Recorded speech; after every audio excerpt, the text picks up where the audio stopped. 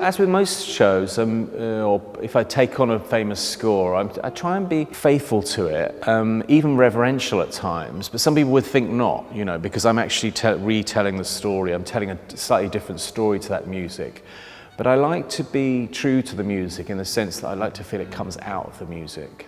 It's not something I'm imposing on it. But with this score in particular, I mean, I've had the chance, as you say, to work with Prokofiev before with Cinderella. The Prokofiev estate, because they really like our production of Cinderella, they were persuaded for us to be able to create a new orchestration of the Romeo and Juliet score, which has been brilliant because I felt for the purposes of our production, a big, lush, romantic score played by 18 musicians was not really the right feel for it. So we've managed to create something a little more quirky, but still very true to Prokofiev, I think, with an ensemble of musicians of about 15, I think, who will play live everywhere. So we've added the live element, which is very exciting, and also another experience for the young cast, really, is to work with live music. Again, quite rare. People will realise in later years that this is quite a rarity, it's quite difficult to do. Prokofiev bridges the gap in some ways between a sort of classical score, like a Tchaikovsky score, and more modern composers, more recent composers like Philip Glass and John Williams and Leonard Bernstein. You can feel the connections there. You often hear in Prokofiev things you've heard in movie scores and things in recent years, you know, so it's somewhere between classical and modern in his style, which makes it very sort of appealing to a young audience, I think, as well. I first worked with New Adventures about 20 years ago in 1999.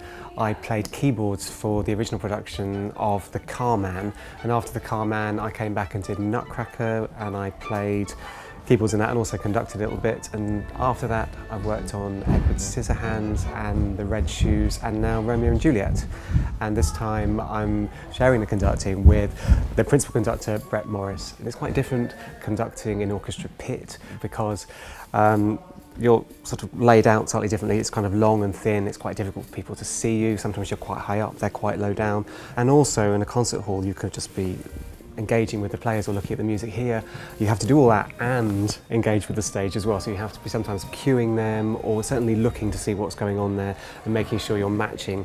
And in dance specifically you have to be matching the move, so you have to make sure that the speed you choose is the speed that's right for them rather than the speed that's just good for the music. And sometimes in order to know if that's happening you need to be watching and seeing the fluidity of the movement. So whereas in opera you might be listening and accompanying a singer singing an aria, here you're watching a dancer or two dancers together and you're looking to see, you know, the way they make a phrase physically, and you're trying to accompany that. Prokofiev is a master storyteller. It's so evocative, it's so rich in drama and characterization, and you know where you are and you know what you're feeling and what they're feeling.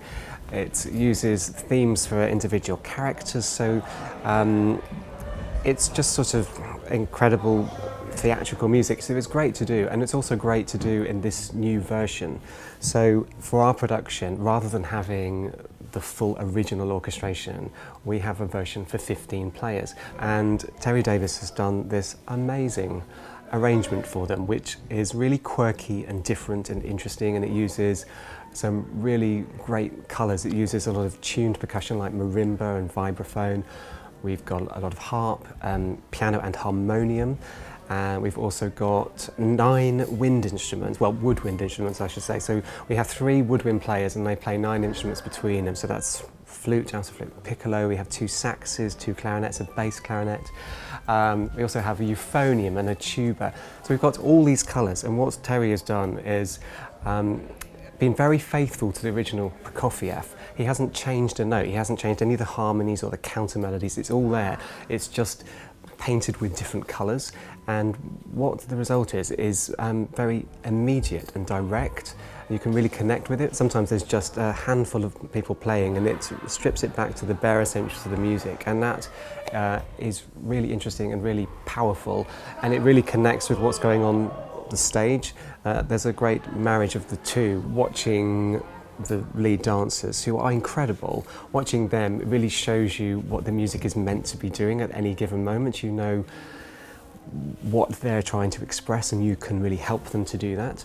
Likewise, they can listen to what we're doing and sort of react to that, and we will give them hopefully even more energy than they already have. So all of us combined are creating the drama and the emotion and the passion.